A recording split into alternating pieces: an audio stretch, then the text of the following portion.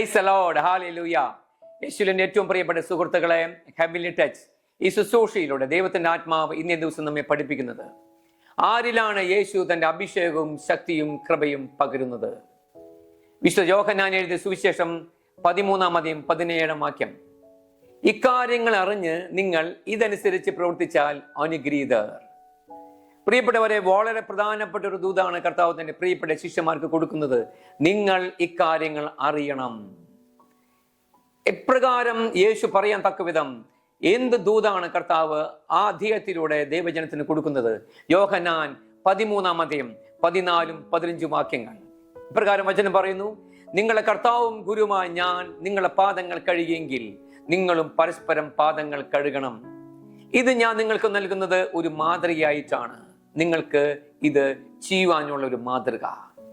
പ്രിയപ്പെട്ടവരെ, കർത്താവ് തന്റെ പ്രിയപ്പെട്ട ജനത്തിന്, തന്റെ പ്രിയപ്പെട്ട ശിഷ്യന്മാർക്ക് വലിയൊരു മാതൃകയാണ് ഇവിടെ കൊടുക്കുന്നത്. എന്താണ്?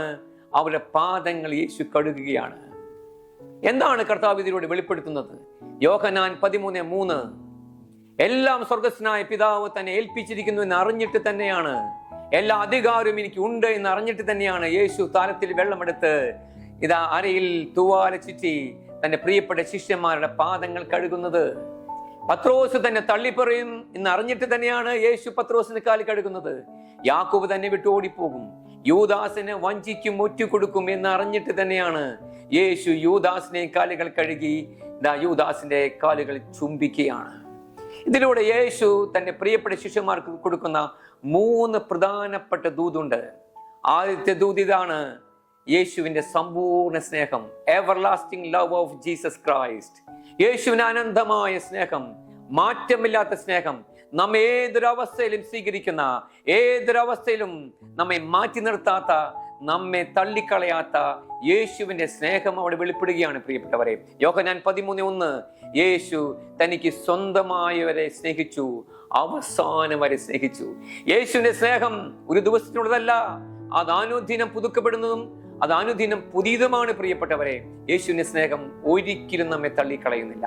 രണ്ടാമത് യേശു കാണിക്കുന്നത് എന്താണ്? അത് താഴ്മയാണ്. പ്രിയപ്പെട്ടവരെ, അതാണ് യേശു അധികാരമുണ്ടായിരിക്കെ അവരുടെ കാൽപാദങ്ങൾ കഴുകുന്നത്. ഇന്ന് അനേകം വ്യക്തി ജീവിതങ്ങൾ, അനുഗ്രഹിക്കപ്പെട്ട ജീവിതങ്ങളെ ഞാൻ കണ്ടിട്ടുണ്ട്. അവർക്ക് സമ്പത്തുണ്ട്, അധികാരങ്ങളുണ്ട്, എല്ലാവിധത്തിലും നന്മകളുണ്ടെങ്കിലും അവർ വളരെ താഴ്മയോടെ മറ്റുള്ളവരെ താഴ്മയോടെ കണ്ട് ബഹുമാനിച്ച് സ്നേഹത്തോടെ അവരെ പ്രത്യേകമായി കണ്ട് ജീവിച്ചു കൊണ്ടിരിക്കുകയാണ്. എന്താണ് കാരണം? ഈ അഭിഷേകമാണ്. എല്ലാം ഉണ്ടായിരിക്കെ യേശുവിന്റെ സ്നേഹത്തിൽ അനേകർക്ക് അനുഗ്രഹമായി താഴ്മയോടെ ജീവിക്കുന്നത് അതെന്തുമാത്രം അനുഗ്രഹമാണ്. പ്രിയപ്പെട്ടവരെ, ഈ ഒരു അഭിഷേകം കർത്താവ് തന്റെ പ്രിയപ്പെട്ട ശിഷ്യന്മാർക്ക് നൽകിയാണ്. പ്രിയപ്പെട്ടവരെ, യേശു തന്റെ പ്രിയപ്പെട്ട ശിഷ്യന്മാർക്ക് നൽകിയ 3 പ്രധാനപ്പെട്ട ഘടകങ്ങൾ: ആദ്യം സ്നേഹം, രണ്ടും താഴ്മ, മൂന്നാമത് ക്ഷമ എന്ന പുണ്യമാണ്. യേശു തന്റെ പ്രിയപ്പെട്ട ശിഷ്യന്മാരെ പഠിപ്പിച്ചു മനോഹരമായ സ്വർഗസ്ഥനായ പിതാവ് എന്ന പ്രാർത്ഥന. ലൂക്കാ എഴുതിയ സുവിശേഷം 11:1-4 വാക്യങ്ങൾ. അതിൽ 4-ാം വാക്യത്തിൽ വളരെ പ്രധാനപ്പെട്ട ഒരു വചനമുണ്ട്: പിതാവേ, ഞങ്ങൾ പാപങ്ങൾ ക്ഷമിക്കണമേ, എന്തെന്നാൽ ഞങ്ങളുടെ കടക്കാരോട് ഞങ്ങൾ ക്ഷമിക്കുന്നു. വളരെ ചുരുങ്ങിയ ഒരു പ്രാർത്ഥനയാണ് യേശു പഠിപ്പിച്ചു കൊടുത്തത്. എന്നാൽ ആ പ്രാർത്ഥനയിൽ നിറഞ്ഞു നിൽക്കുന്നത് ക്ഷമയെക്കുറിച്ചാണ്. കർത്താവിനറിയാം, ദൈവജനം ക്ഷമിക്കുന്നില്ലെങ്കിൽ അവർക്ക് അനുഗ്രഹിക്കപ്പെടാൻ പറ്റില്ല. യേശുവിന്റെ സ്വാതന്ത്ര്യം പ്രിയപ്പെട്ട സഹോദരി സഹോദരന്മാരെ നമുക്ക് സ്വീകരിക്കണോ?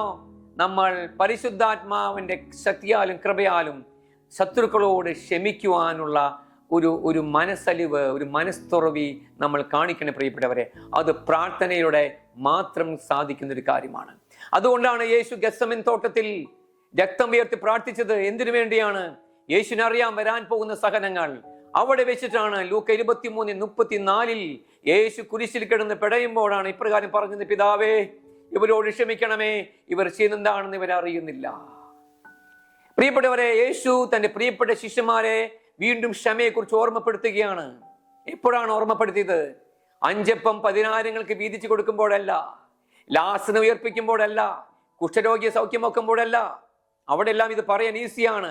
എന്നാൽ കുരിശിൽ കിടക്കുമ്പോൾ ഇപ്രകാരം പറയാൻ പ്രിയപ്പെട്ടവരെ നമുക്ക് സാധിക്കുമോ? അത് പരിശുദ്ധാത്മാവിന്റെ അത്ഭുതകരമായ ഒരു പ്രവൃത്തിയാണ്. ഈ കാലഘട്ടത്തിൽ ദൈവജനം സ്വീകരിക്കേണ്ട ഒരു അഭിഷേകമാണ് പരിശുദ്ധാത്മാവിന്റെ ശക്തി നമ്മിലേക്ക് കടന്നു വരുമ്പോൾ മാത്രം നമ്മിൽ സംഭവിക്കുന്ന ഒരു കാര്യമാണ്.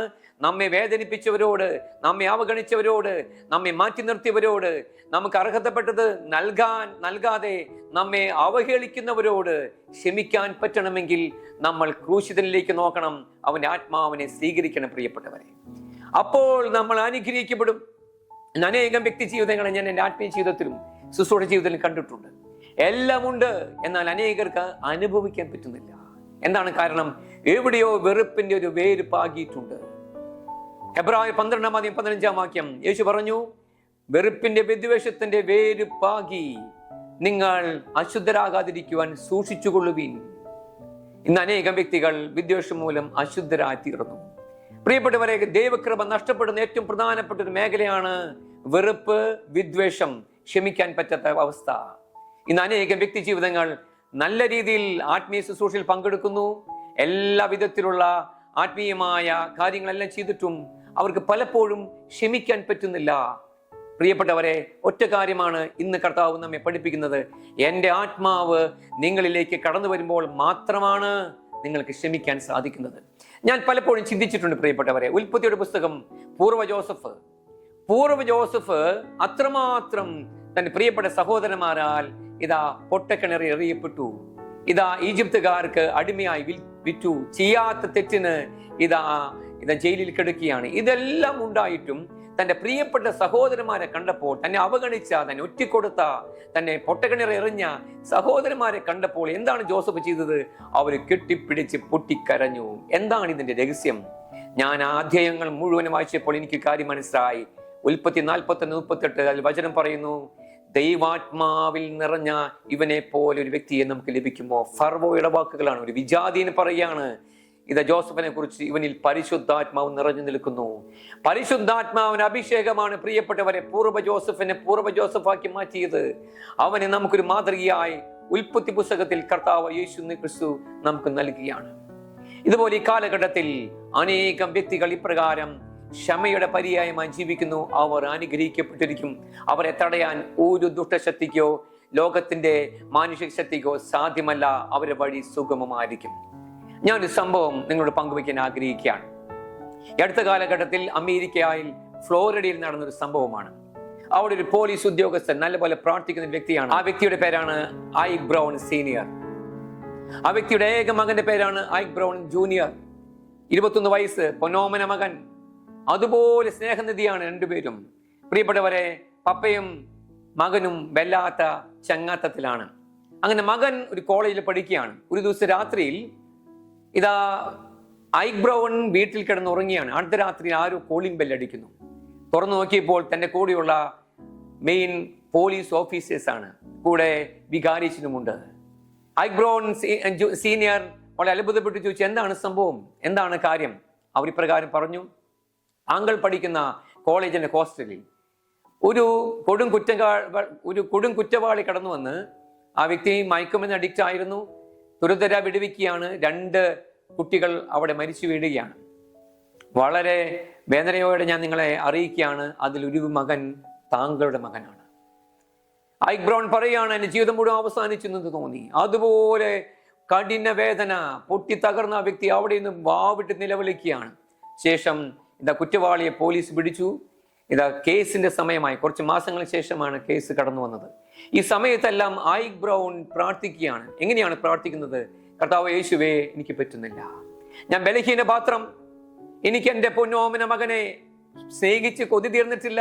ആ മകനെ കൊലപ്പെടുത്തിയ ടക്കോയോ ക്ലീനർ എന്ന വ്യക്തിയോട് എനിക്ക് ക്ഷമിക്കാൻ പറ്റുന്നില്ല. കർത്താവേ, എന്നോട് കരുണ കാണിക്കണമേ, ഞാൻ ബലഹീന പാത്രമാണ്, എൻ്റെ ഹൃദയത്തിൽ വെറുപ്പുണ്ട്. പ്രിയപ്പെട്ടവരെ, പ്രാർത്ഥന തുടർന്നുകൊണ്ടിരുന്നു. അങ്ങനെ കോടതിയിൽ കേസ് വിളിക്കുകയാണ്. ആദ്യമായി തന്റെ മകനെ കൊലപ്പെടുത്തിയ കൊലപാതകയെ ഈ അപ്പച്ചൻ കാണുകയാണ്. പ്രിയപ്പെട്ടവരെ, കോടതിയിൽ മുറിയിൽ വെച്ച് തന്നെ കണ്ടപ്പോൾ ഇപ്രകാരമാണ് ഐക്ക് ബ്രൗൺ ചിന്തിച്ചത്, ഞാൻ ആ വ്യക്തിയെ കാണുമ്പോൾ തന്നെ വഴക്ക് പറയും, ഉറക്കെ ഓളിയിടും, ആ വ്യക്തിയെ പഴിചാരും, ആ വ്യക്തിയെ എല്ലാ വിധത്തിലും ഞാൻ ആക്രോശിക്കും, വഴക്ക് പറയും. അങ്ങനെയാണ് ഈ വ്യക്തി ചിന്തിച്ചത്. പക്ഷെ കോടതി മുറിയിൽ കുറ്റവാളിയെ കണ്ടത് മുതൽ ഐക്ക് ബ്രൗണിൽ വലിയൊരു മാറ്റം വരികയാണ്. എന്താണ് സംഭവിക്കുന്നത്? ആ വ്യക്തിക്ക് ഒന്നും പറയാൻ സാധിക്കുന്നില്ല. കുറ്റവാളിയെ കാണുമ്പോൾ തോന്നുന്നത് സ്വന്തം മകനായിട്ടാണ്, സ്നേഹിക്കാനാണ് തോന്നുന്നത്. ഓടിച്ചെന്ന് കെട്ടിപ്പിടിച്ച് ചുംബിക്കാനാണ് തോന്നുന്നത്. എന്നാൽ അത് തുറന്നു പറഞ്ഞില്ല. ഇതാ കേസ് കഴിഞ്ഞു. ആ വ്യക്തിയെ ഉദ്ദേശിച്ച് ആ കുറ്റവാളിയെ ഇതാ ജീവപര്യന്തം ശിക്ഷ വിധിച്ചു. കോടതിക്ക് പുറത്ത് കടന്നു വന്നപ്പോൾ ഐക് ബ്രോൺ ചിന്തിക്കുകയാണ്, എനിക്കെന്ത് പറ്റി? ആ വ്യക്തിക്ക് മനസ്സിലായി, ദൈവം എന്നിൽ പ്രവർത്തിക്കുകയാണ്, ദൈവത്തിന്റെ ആത്മാവ് എന്നിൽ പ്രവർത്തിച്ചു തുടങ്ങി. പ്രിയപ്പെട്ടവരെ, ആ വ്യക്തി അതിനുശേഷം വീട്ടിൽ ചെന്നു. കുറച്ച് മാസങ്ങൾക്ക് ശേഷം ഇതാ കുറ്റവാളിയായി തന്റെ മകനെ കൊലപ്പെടുത്തിയ ആ വ്യക്തി, ജയിലിൽ കിടക്കുന്ന ആ വ്യക്തിക്ക് ലെറ്റർ എഴുതുകയാണ്. അനേകം പ്രാവശ്യം എഴുതി, സാധിക്കുന്നില്ല, വീണ്ടും കീറിക്കളയും, വീണ്ടും ലെറ്റർ എഴുതും.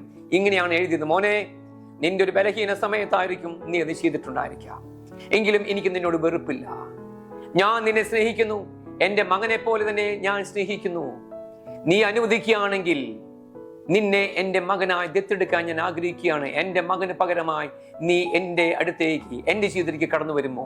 നമുക്ക് ഒരുമിച്ച് കരം കോർത്ത് പിടിച്ച് സ്വർഗത്തിലേക്ക് പോകാം. ഈ ലെറ്റർ ജയിലിൽ കടന്നു വരികയാണ്. ഐക് ബ്രോൺ ചിന്തിക്കുന്നത്, എനിക്ക് ലെറ്റർ തിരിച്ചു കിട്ടിയില്ല, മറുപടി ലഭിക്കുകയില്ല, കാരണം അയാൾ ഒരു കൊടും ക്രൂരനാണ്. പക്ഷെ 1 മാസത്തിനുള്ളിൽ ലെറ്റർ തിരിച്ചു കിട്ടുകയാണ്. വളരെ ആകാംക്ഷയോടെ കൈകളെല്ലാം വിറയ്ക്കുന്നുണ്ട്. ലെറ്റർ പൊട്ടിച്ച് വായിക്കുകയാണ്. ഇപ്രകാരം എഴുതിയിരിക്കുന്നു, ദൈവമുണ്ടെന്ന് ഞാൻ വിശ്വസിക്കുന്നു. കാരണം ടക്കോയ ക്ലീനർ എന്ന കുറ്റവാളി എഴുതുകയാണ്, ഞാൻ എന്ന കൊലപാതകം കഴിഞ്ഞു. അതിനുശേഷം ഞാൻ എന്റെ ദൈവത്തോട് യാചിക്കുകയായിരുന്നു, ദൈവമേ, ഞാൻ വലിയൊരു കുറ്റകൃത്യം ചെയ്തിരിക്കുകയാണ്, എന്നോട് ക്ഷമിക്കുമോ? ഞാനൊരു കൊടും കുറ്റവാളിയാണ്, എന്നോട് ക്ഷമിക്കണം. എന്നോട് ക്ഷമിച്ചാൽ എന്റെ ജീവിതം മുഴുവനും ഞാൻ ദൈവത്തിന്റെ മകനായി ജീവിക്കും. ആ വ്യക്തി യേശുവിനോട് നിലവിളിക്കുകയാണ്. പാപികളെ സ്നേഹിക്കുന്ന യേശുവിനോട് നിലവിളിച്ച ടക്കോയ ക്ലീനർ പറയുകയാണ്, എന്റെ ജീവിതത്തിൽ യേശു ഇടപെട്ടു എന്നതിന്റെ വലിയ അടയാളമാണ് ഈ ലെറ്റർ. താങ്കൾ അനുവദിക്കുകയാണെങ്കിൽ ഞാൻ ഇന്ന് മുതൽ താങ്കൾ എന്റെ പിതാവും ഞാൻ താങ്കളുടെ മകനുമായിരിക്കും. താങ്കൾ എന്റെ പിതാവായിരിക്കും എന്ന് അത് വായിച്ചു കഴിഞ്ഞപ്പോൾ ഇത് ഐക് ബ്രോൺ ഇതാ ആ ലെറ്റർ മടക്കി വെച്ച് പൊട്ടി പൊട്ടി കരയുകയാണ്. പ്രിയപ്പെട്ടവരെ, പിന്നീട് എന്താണ് സംഭവിക്കുന്നത്? പിന്നീട് ഇതാ ഐക് ബ്രോൺ ജയിലിൽ ചെന്ന് ആദ്യമായി ടക്കോയ ക്ലീനർ കാണുന്നു. രണ്ടുപേരും ഓടിച്ചെന്ന് കെട്ടിപ്പിടിക്കുകയാണ്. അനേകം വർഷങ്ങൾക്ക് ശേഷം ഒരു അപ്പനും മകനും കാണുമ്പോൾ ഉള്ള സ്നേഹം, വല്ലാത്തൊരു സ്നേഹം. അനേകം സമയം അവർ പൊട്ടിക്കരഞ്ഞു. അതിനുശേഷം വെറും ഒരു വാക്കുകളല്ല, ഐക് ബ്രോൺ ഇതാ തന്റെ സകല സമ്പത്തുകളും ഇതാ ടക്കോയ ക്ലീനർ എന്ന വ്യക്തിക്ക് എഴുതി കൊടുക്കുകയാണ്. സ്വന്തം മകനായി സ്വീകരിച്ചു. അങ്ങനെ അനേകം പ്രാവശ്യം ഇവർ തമ്മിൽ ജയിലിൽ കൂടിക്കാഴ്ചകൾ നടത്തി. പിന്നീട് ടക്കോയ ക്ലീനർ പറഞ്ഞൊരു കാര്യമുണ്ട്, എന്റെ യേശു എന്നെ വിടുവിച്ചു, എനിക്കിപ്പോൾ ശിക്ഷകളുടെ ഭാരമില്ല. ഞാനിപ്പോൾ ജയിലിലാണ് കിടക്കുന്നത്, എങ്കിലും ഞാൻ സ്വതന്ത്രനാണ്. ഗലാത്യ 5:1 യേശു ക്രിസ്തു നമ്മെ സ്വാതന്ത്ര്യത്തിലേക്കാണ് നയിച്ചത്. അതുകൊണ്ട് ഇനിയും നിങ്ങൾ അടിമത്തത്തിന് നുഖത്തിന് വിധേയമാകരുത്. അപ്പോസ്തലൻ പൗലോസിലൂടെ പരിശുദ്ധാത്മാവ് സംസാരിക്കുന്നു. പ്രിയപ്പെട്ടവരെ, നമുക്ക് ക്ഷമിക്കുവാനുള്ള സ്വാതന്ത്ര്യം യേശു നൽകിയിട്ടുണ്ട്. പരിശുദ്ധാത്മ ശക്തിയാൽ ക്ഷമിച്ചാലോ നമ്മൾ യേശുവിന്റെ സ്വാതന്ത്ര്യം സ്വീകരിക്കും. നമ്മൾ ഏതൊരു ഞെരുക്കത്തിന്റെ അവസ്ഥയിലും, ഏതൊരു സഹനത്തിന്റെ മധ്യയും, ഏതൊരു അവഗണനയുടെ മധ്യയും നമ്മൾ യേശു ക്രിസ്തുവിന്റെ പരിശുദ്ധാത്മാവിന്റെ യഥാർത്ഥ സ്വാതന്ത്ര്യം അനുഭവിക്കുന്ന ഇതാ പ്രസന്നതയുള്ള ദൈവമക്കളായി ഈ ലോകത്തിൽ വ്യാപരിക്കും. നമ്മെ നോക്കി അനേകർ യേശുവിനെ കാണും. പ്രിയപ്പെട്ടവരെ, ഇതാണ് പരിശുദ്ധാത്മാവ് ഇന്നേ ദിവസം നാം ഇന്ന് ആഗ്രഹിക്കുന്നത്. ക്ഷമിക്കുക. മത്തായി 18:35 യേശു പറഞ്ഞു, നിന്റെ സഹോദരനോട് നീ ഹൃദയപൂർവ്വം ക്ഷമിക്കുന്നില്ലെങ്കിൽ എനിക്ക് നിന്നെ അനുഗ്രഹിക്കാൻ പറ്റുകയില്ല. അതുകൊണ്ട് പ്രിയപ്പെട്ടവരെ, പരിശുദ്ധാത്മാവിന്റെ സഹായത്തോടെ നമുക്ക് ക്ഷമിക്കാം. അതിനായി നമ്മൾ എന്താണ് ചെയ്യേണ്ടത്? നമ്മെ വേദനിപ്പിച്ച വ്യക്തികൾക്ക് വേണ്ടി ഇന്ന് തന്നെ മുട്ടുമടക്കുക. അവരുടെ പേരുകൾ നമ്മൾ ഓർമ്മയിൽ കൊണ്ടുവരിക. സാധിക്കുകയാണെങ്കിൽ അവർ ഫോണിൽ വിളിക്കുക, മാപ്പ് ചോദിക്കുക. നമ്മെ വേദനിപ്പിച്ച വ്യക്തികളോടും നമ്മൾ വിളിക്കണം, അവരെ കാണണം, അവർക്ക് മാപ്പ് കൊടുക്കണം, കെട്ടിപ്പിടിക്കണം. പ്രിയപ്പെട്ടവരെ, അവർക്ക് വേണ്ടി ഇന്നു മുതൽ പ്രാർത്ഥിച്ചു തുടങ്ങുമ്പോൾ നിങ്ങൾക്ക് അതിനുള്ള കൃപ ലഭിക്കും. പ്രാർത്ഥിക്കാതെ കൃപ ലഭിക്കുകയില്ല. നിങ്ങൾ ഇന്നു മുതൽ നിങ്ങളുടെ വേദനിപ്പിച്ച ശത്രുക്കൾക്ക് വേണ്ടി പ്രാർത്ഥിച്ചു തുടങ്ങുക. ഇത് അടുത്ത ദിവസം തന്നെ കർത്താവ് ഒരു അനുരഞ്ജനത്തിന്റെ പാത നിങ്ങൾക്ക് വേണ്ടി തുറക്കാൻ പോവുകയാണ്. പരിശുദ്ധ അമ്മയോട് ചേർന്ന്, സകല വിശുദ്ധാത്മാക്കളോട് ചേർന്ന് നമുക്ക് ഒരു നിമിഷം നമ്മുടെ ജീവിതത്തിൽ എല്ലാ വെറുപ്പിന്റെ പാതകൾ, എല്ലാ വിധത്തിലുള്ള കെണികളും ബന്ധനങ്ങളും തകരപ്പെടുവാൻ വേണ്ടി നമുക്ക് ഈ സമയം തന്നെ പ്രത്യേകമായി യേശുനാമത്തിൽ ഒരുമിച്ച് പ്രാർത്ഥിക്കാൻ. പ്രിയപ്പെട്ടവരെ, കർത്താവ് യേശുവേ, അങ്ങയുടെ പരിശുദ്ധ നാമത്തിൽ ഞങ്ങൾ വലിയ സ്നേഹത്തോടെ, ഞങ്ങൾ ഏക മനസ്സോടെ പ്രാർത്ഥിക്കുന്നു.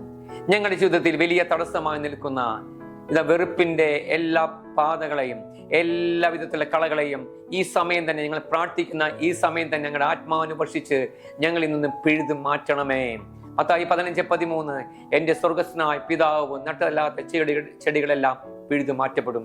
എല്ലാ തിന്മയുടെ സ്വാധീനങ്ങളെ കർത്താവ് യേശു അങ്ങ് പിഴുതു മാറ്റി ഞങ്ങൾ അഭിഷേകം ചെയ്യണമേ. പരിശുദ്ധ അമ്മേ, ഞങ്ങൾക്ക് വേണ്ടി പ്രാർത്ഥിക്കണമേ. ആമേൻ.